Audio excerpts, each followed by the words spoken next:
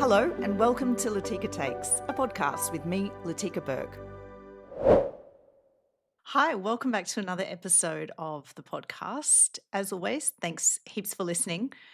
What a rock star episode I have for you today. This was recorded in New York. I recently was there to report for The Nightly on the United Nations General Assembly meeting, UNGA Week, we call it. It's just the worst acronym in the world, isn't it? But the joy of UNGA, there's not too many joys of UNGA, I can assure you. One of the joys, however, is it does bring together a lot of very interesting, dedicated and resolute people in one city, which meant someone I have been trying to interview for at least a year now was in New York at the same time as myself, and happily all our stars and subway stops aligned, and I managed to bring this off. It is my great pleasure to welcome Richard Branson, who really needs no introduction to this podcast. Why I have been wanting to interview Richard Branson is because amongst his super stellar career success and business success, he's also a huge philanthropist, but deeply dedicated to Ukraine.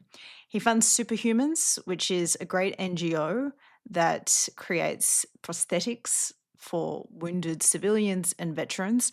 And as you will hear in this episode, it is such a tragedy that there is more demand than they can keep up with. You actually may have heard about Superhumans in the media recently because Prince Harry went to Ukraine in just a couple of weeks ago. It was actually when I was there. He was there at the same time.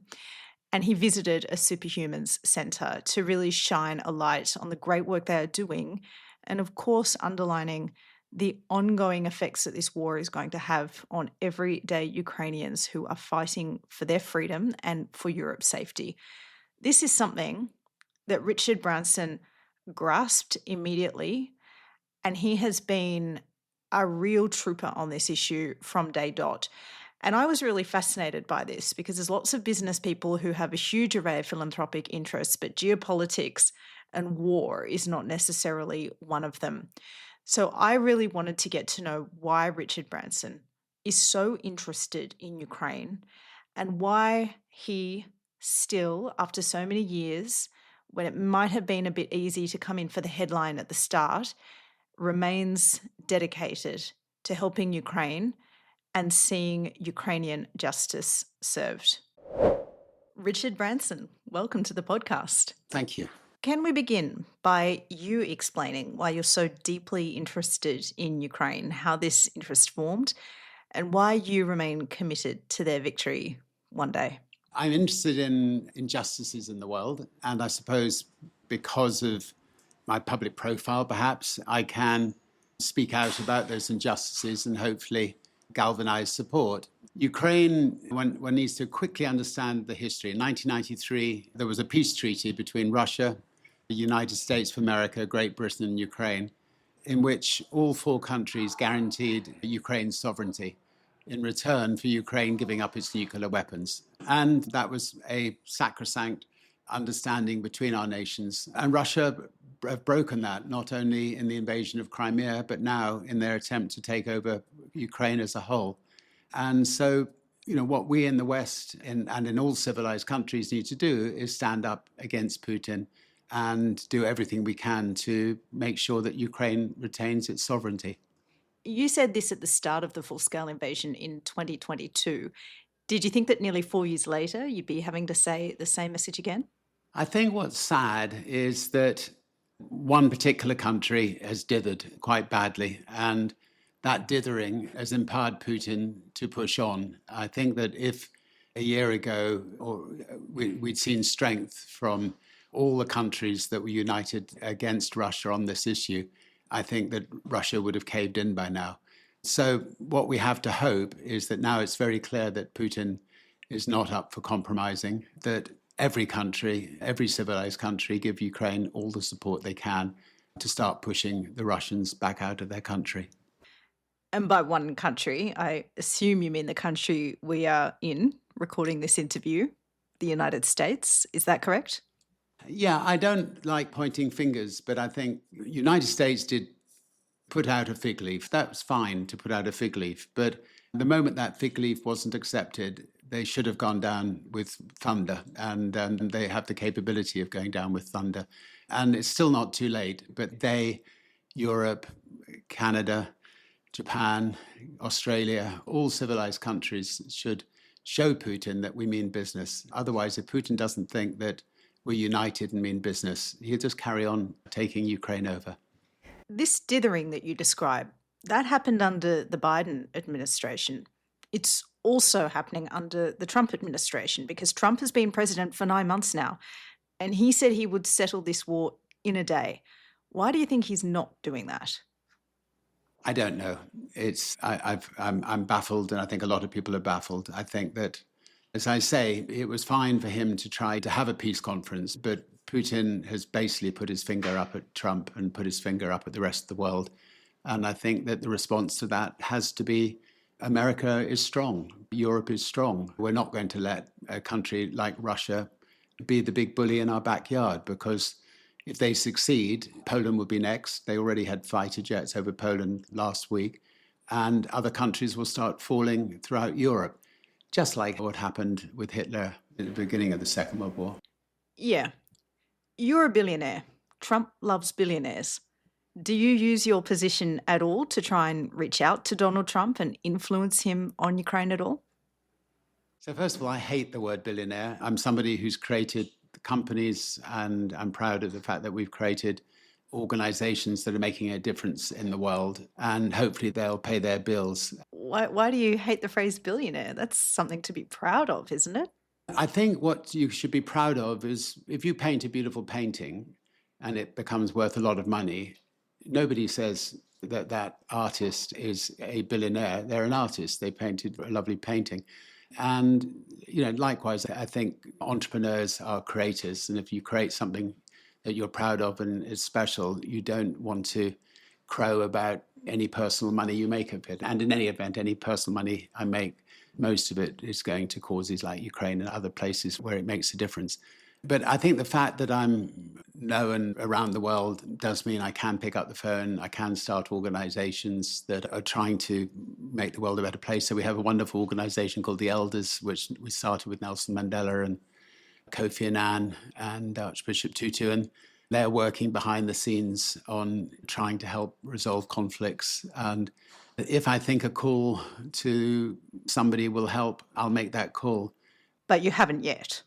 I haven't made that specific call, but I have spoken out publicly about what I think. You're not really a fan of Trump. I think in the past you've described him as... I think that there's sort of negative forces in this world and there are positive forces in the world. And I like to associate myself with people with positive energy. I'm going to give you an example. The wife of Charlie Kirk, she made a beautiful speech asking for forgiveness for the person who did it. And that's something which I would relate to. I don't know her, but I have enormous respect and admiration for that approach. I think if you are forever trying to look for the negative side of everything and everybody, I don't think that's positive. I mean, straight after that, obviously, Trump spoke and turned it into a political rally. Is that the contrast you're making there? I think it goes sort of without me having to say it. Do you have any relationship with Vladimir Putin on the other side? Would you try and use any sort of relationship to ask him to lay down his weapons? If I did, I wouldn't talk about it publicly. Possibly through the elders, talks may happen.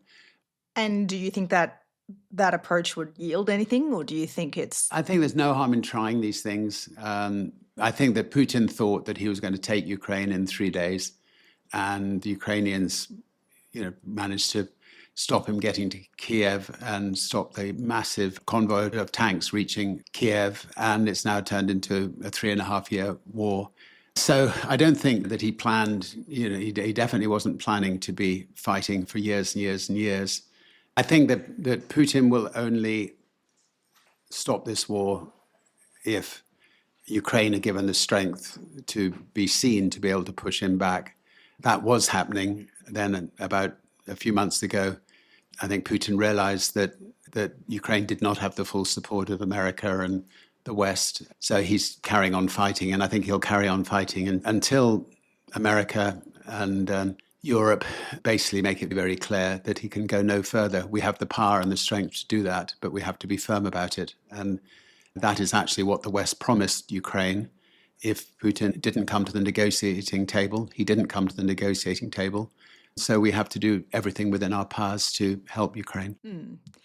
Let's get specific. The sanctions haven't worked as they should have, really, to collapse Russia's economy. It's still thriving. Oil embargoes are routinely evaded through third countries. Weaponry, I'm assuming when you say power and strength, you want Ukraine to have long range attack capability. Is that correct? What would you, if you had the wish list for the ways that Ukraine can demonstrate power and strength to really end it against Russia, what's on that shopping list? Trump said that if Putin didn't come to the table and end this war, that massive tariffs would be put on any countries that bought Russian oil. He has not followed through with that. That's one thing that needs to be followed through with. The West need to sit down and just work out all the sanctions that are necessary to bring Russia's economy to its knees. And Ukraine needs to be given the weapons to win the war, and the West has the weapons to win the war. It doesn't necessarily mean attacking Moscow. It means being able to take out Russia's ammunition depots and its tanks, if possibly before, and well, in fact, before they actually even reach Ukraine. Yes. Can we talk about the immobilised assets? You're a businessman, you'll know this space better than anyone. Do you think that if the West does seize those assets rather than just using the interest themselves, that would create risk for Belgium and the countries that hold those assets? Or do you think this is something that can be done safely? I personally think that we should seize all the assets. We've already seized yachts and other assets by Russian oligarchs, and I think the other assets should be seized and the money should be given to Ukraine to help them fight this war. And when you talk about a risk, the risk to Belgium and Poland and other countries is if we don't win this war, if we let Putin take over Ukraine, then the pressure on these countries to cave in to Putin in the future will be irresistible, I'm afraid. Do you think that's a real life fear that we don't win this war, that Putin does then? Absolutely. I mean, it's no difference than Hitler in 1939 when he invaded Czechoslovakia and said that was all he was going to do. And then when Chamberlain and other leaders didn't support them, he moved on into Poland and other countries. And exactly the same, I think, will happen with Putin. That would be huge for us all. I mean, we would all be involved in a war at that point, wouldn't we? Well, in my opinion, we are involved in a war already. And I mean, we're not. The Ukrainian people have said, we don't need your young men and women to come and fight. We'll do the fighting. We'll lose our limbs for you. But all we want is your armaments, your support in blockading Russia to make it possible for us to win this war. And that's not a big ask in relation to, I've got 2 children. They're not having to go and fight. But what we are being asked to do is to give them material help, and we should. One of the other asks being made of us as a society is to contribute more to defence spending. This is right around the world.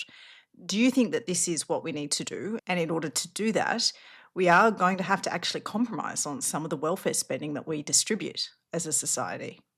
I never thought in my lifetime I would say that we should increase our defence spending. I really hoped that Russia could have become part of Europe, that priority could have been given to health and education and all the pleasantries of life. But, Russia has changed all that. And yes, I think pretty well every country in the West is now massively boosting up their defense spending because they realize that not to do so is just leaving an open door to Putin.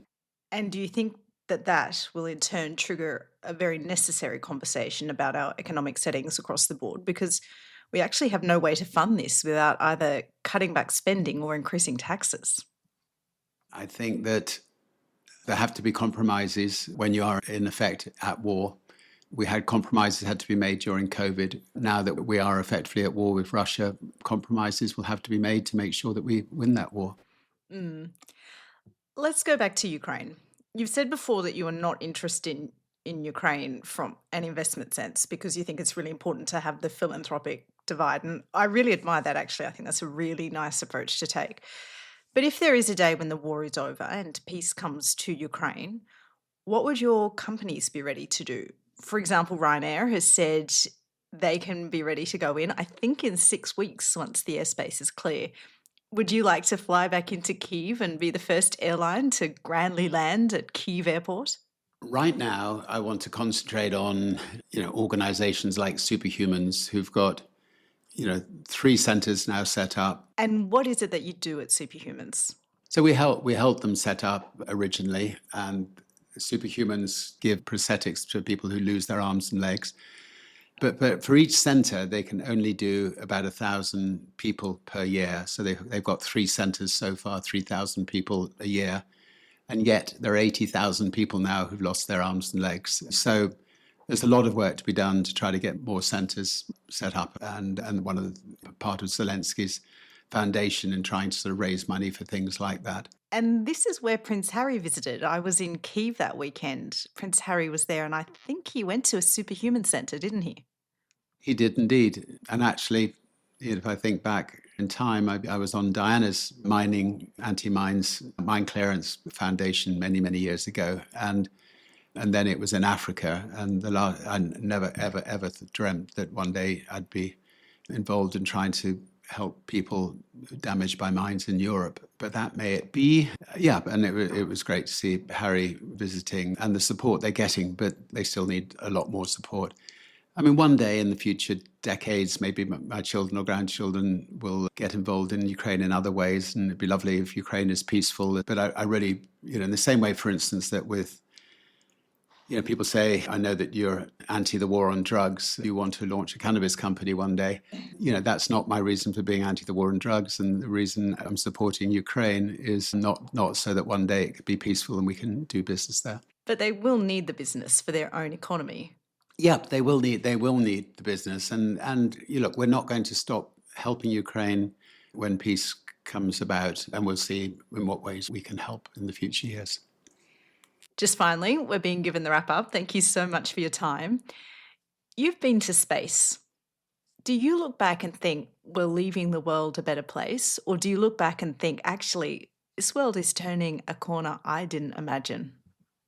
A lot comes down to leadership. I think that leaders who lead our countries looking for the positive in everybody, looking for positive ways of helping and fixing the world is what the world needs on a global basis. And if you have leaders who are negative, then I'm afraid that ricochets down.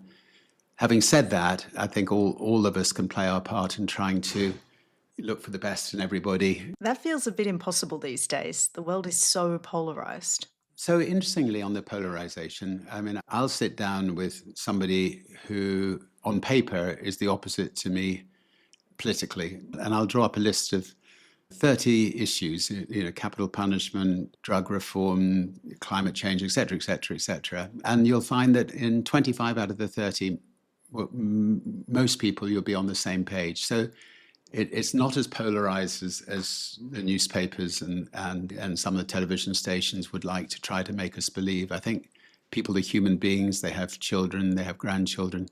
When you actually get down to it, we're not that different. And so we've got to seek out each other's where we agree. And then on the areas where we disagree, just disagree politely and try to gently persuade each other that, that our views are maybe the better views. But unfortunately, what you're talking about, though, is a difference in the way we're conducting debate, because you're talking about in-person conversations. And I agree with you.